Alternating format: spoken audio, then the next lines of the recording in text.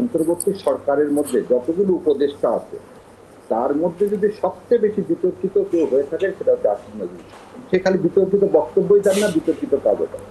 এই সনদ হচ্ছে ভারতের আধিপত্যবাদের থেকে অবসানের সনদ। এটা ভাবতে আমাদের অমূলক হবে না যে ভিতরে ভিতরে তারা কোন আসন উপর দিয়ে পিটাপিটি করছে, ভিতরে আসন বন্টনের আসন অ্যাডজাস্টমেন্টের কোনো বাংলাদেশ স্বাধীন হওয়ার পরে পর্যায়ক্রমে আমাদের মধ্যে কখনো উচ্ছ্বাস, কখনো দুঃখবোধ, কখনো নিপীড়নের শিকার হয়ে মানুষজন নির্যাতিত হয়েছে।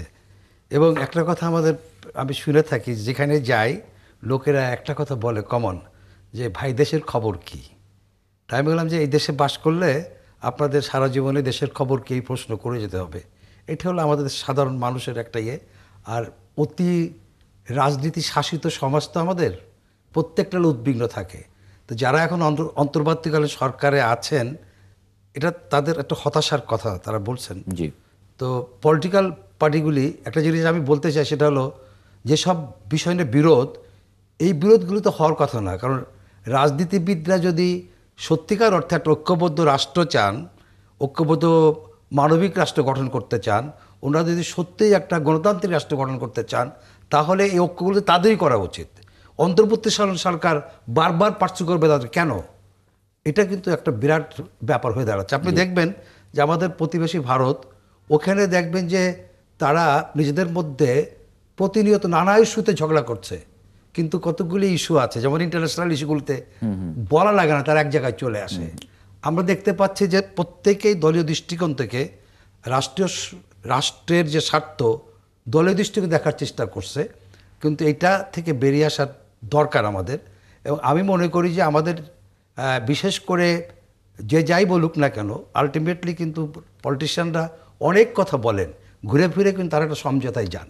এখন আপনি যা কিছু দেখছেন, এটা একটা দৃশ্যমান কতগুলি মানে কি বলে এটাকে, কখনো আপনারা যাত্রা দেখছেন নাকি? যাত্রায় কিন্তু দেখবেন যে দুইটা ভীম পুরুষ গদা দিয়ে পিটাপিটি করছে, কিন্তু এই দুজন যে গ্রিন রুমে বন্ধু, এটা কিন্তু দর্শকরা জানে না। তো এখন যারা রাজনীতিতে মানে গ্রিন রুমে কি সমঝোতার কোনো আশা করেন আপনি? আমি মনে করি যে গ্রিন রুম আলোচনা, কারণ এই যে দলগুলি এখন পরস্পর ঝগড়া করছে, এরা বহু বছর ধরে একসঙ্গে ছিল। তো হ্যাঁ, সে কথা তিনি উল্লেখ করেছেন যে 40-50 বছর ধরে রাজনীতি করার পরেও কিছু ক্ষেত্রে এই ঐক্য বজায় রাখতে ব্যর্থ হচ্ছে। এগুলি তো হতেই পারে, আপনি এগুলিকে হতেই পারে, এবং এগুলি সমাধান আলোচনার মধ্যেই হতে হবে, হতাশ হলে চলবে না। তো কারণ এখন যদি উনি এভাবে কথা বলেন, তো জনগণ তো আরো বেশি হতাশ হবে। এক্স্যাক্টলি। সেই জায়গা থেকে যদি ওনার মতন জায়গা থেকে পাবলিকলি এরকম হতাশাজনক কথা বলাটা খুব উচিত হয় নাই। উনি জানেন আমাদের কন্ট্রাডিকশনগুলি কোথায় রাজনৈতিক দলগুলির মধ্যে, উনি ভালো করে জানেন। কিন্তু এখন তো পলিটিক্যাল পার্টিগুলো একেবারে মানে পরস্পর বিরোধী বক্তব্য দিচ্ছে, যে কারণে পলিটিক্যাল পার্টিগুলি অ্যাকচুয়ালি আমার যেটা মনে করি যে আজকের মধ্যেই তারিখ না, এগুলি বললেই তো হবে না। আপনার সামনে নির্বাচন সবার নিকটে, প্রত্যেকে কিন্তু তার প্রার্থী নিয়ে ব্যস্ত। আমি কিন্তু তাদের এই কথাগুলিকে মানে অতটা গুরুত্বের সঙ্গে গ্রহণ করছি না, কারণ প্রত্যেকেই যার যার নির্বাচন এলাকায় ব্যস্ত, প্রত্যেকে তার প্রার্থী মনোনয়নে ব্যস্ত।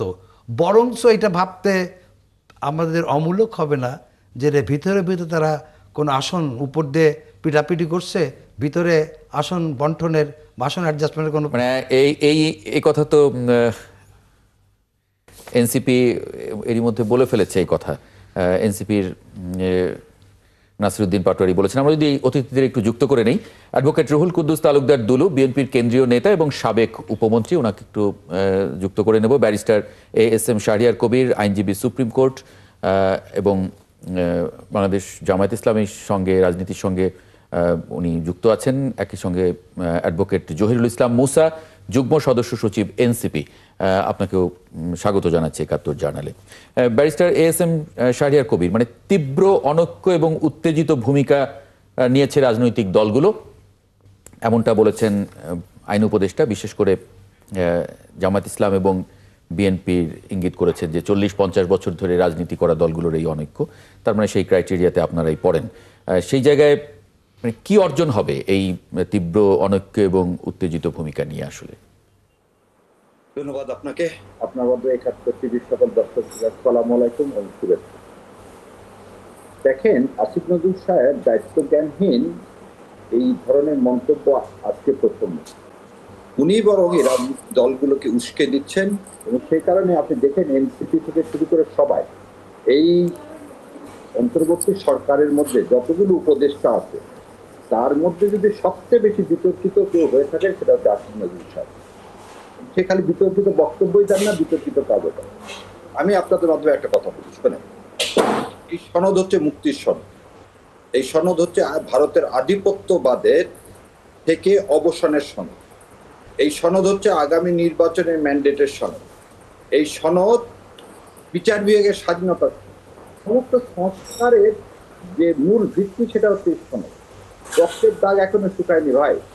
এখনই যদি এই ধরনের উপদেষ্টা যারা এই রক্ত দিয়ে যাদেরকে বসানো হলো তারা এই ধরনের কথা বলে, এটা অনাকাঙ্ক্ষিত।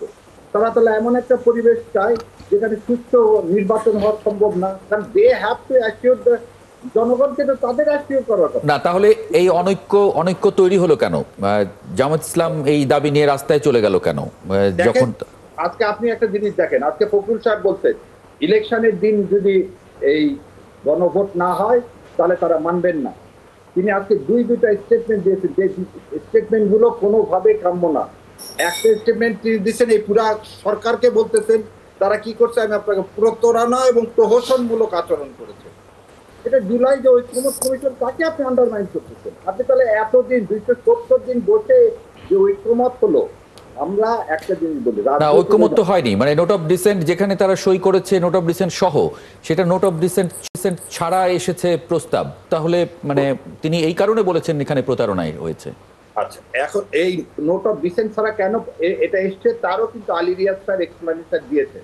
সে যদি এক্সপ্লানেশনে সন্তুষ্ট না হন ঠিক সেটা বুঝতে পারছে যে শিডিউল 1-এর মধ্যে এগুলো থাকবে, সমস্ত দল, খালি বিএনপি না, সমস্ত দলই নোট অফ ডিসেন্ট দিয়েছে। তাহলে সমস্ত দল যেখানে নোট অফ ডিসেন্ট দিয়েছে সেটা তো আপনি আপনার দল, আপনি যখন লোকের কাছে যাবেন তখন তো বলতেই পারবে। সনদের কোশ্চেন তো একটা, তাহলে সেইখানে আপনি সলভেট কথা বলেন। উনি কিন্তু পুনরায় সংশোধনের কথা বলেছেন শাহরিয়ার ভাই।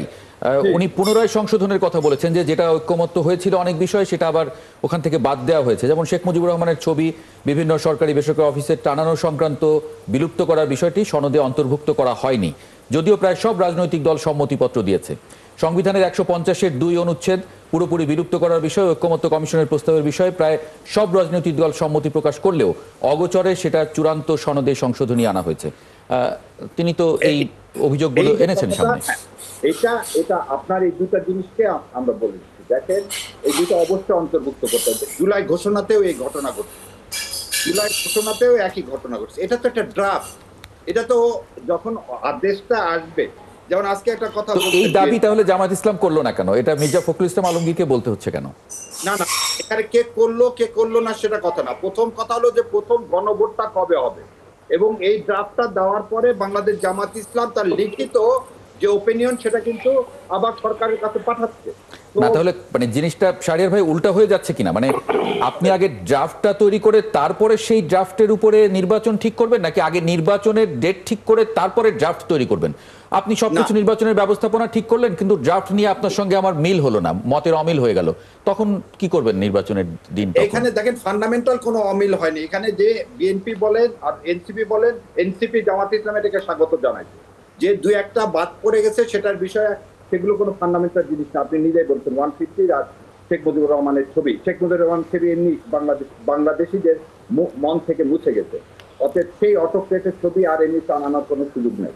আর যেটা আপনাদের এখন মূল ইস্যুটা হচ্ছে গণভোটটা হতে হবে। গণভোটের ভিত্তিতে আগামী ইলেকশন হতে হবে। কেন আপনি গণভোট আগে করবেন না, আপনি ইলেকশনের দিন করবেন?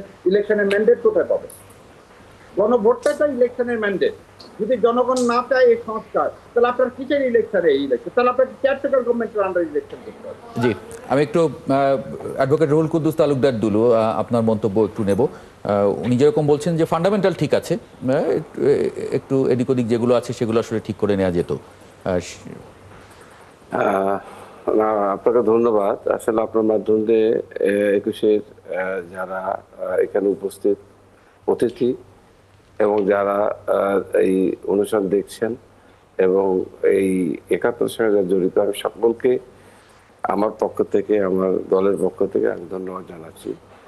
আসলে আপনারা যারা এখানে উপস্থিত হয়েছেন, আমি একটা বিষয় আপনাদেরকে মনে করিয়ে দিতে চাই।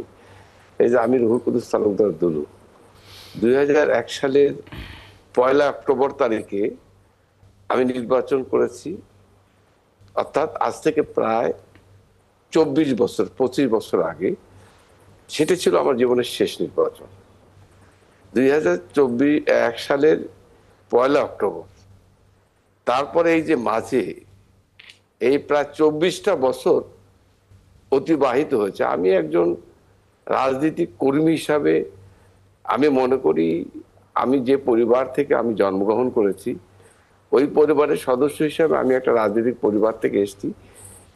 আমি লেখাপড়া শিখে আমার লক্ষ্য ছিল মানুষের কল্যাণের জন্য, মানুষের সেবার জন্য আমি কাজ করব। আমার দুর্ভাগ্য যেটা আজকের এই আলোচনা কথাগুলো এসছে, এই 24টা বছর অর্থাৎ 2008 সালে আমি নির্বাচন করতে পারি নাই। আমি তখন জেলে ছিলাম। আমার ওয়াইফ ইলেকশন অংশগ্রহণ করেছে, জি, সেদিন সে নির্বাচনে জয়লাভ করার পরও তাকে হারিয়ে দেওয়া হয়েছে। পরবর্তীকালে সেই কারণেই তো একটা সুষ্ঠু নির্বাচন, একটা সুন্দর ব্যবস্থাপনার জন্য নির্বাচন হয় না। একটা 18 সালে আবার নির্বাচন হলো, আমি আবার জেলে গেলাম। অর্থাৎ আমি বলতে চাচ্ছি 8 সালে জেলে, 14 সালে জেলে, 18 সালে জেলে, আবার 24 সাল যে লাস্ট। আমি আমার জীবনের শুরু 1982 সালের 24শে মার্চ এরশাদ যেদিন ক্ষমতা নিল বিএনপির কাছ থেকে, জীবনের শুরু ওই দিন জেলে যাওয়া। তখন আমি ইন্টারমিডিয়েট এর ছাত্র, সেকেন্ড ইয়ারের ছাত্র। এবং রাজনীতিবিদদের জন্য বলা হয় যে জেলে যাওয়া রাজনীতিবিদদের জন্য তারা বিশ্ববিদ্যালয়ে যাওয়ার মতো, মানে সেখান থেকে শিক্ষা নেন। প্রায় 50টা বছর এই রাজনীতি জীবনে আমার বেশিরভাগ সময় জেলে গেছে। তো আমি যেটা বলতে চাচ্ছি যে আজকে যারা এখানে উপস্থিত, যাদের ত্যাগ, যাদের কষ্ট, যাদের পরিশ্রম, যাদের রক্ত, আজকে সকলেরই অবদান আছে।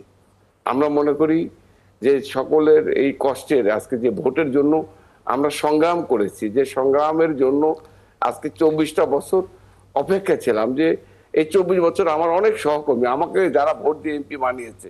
আমি 3 বার এমপি ছিলাম, আমি খুব কম বয়সে 30 বছর বয়সে আমি প্রথম এমপি ছিলাম।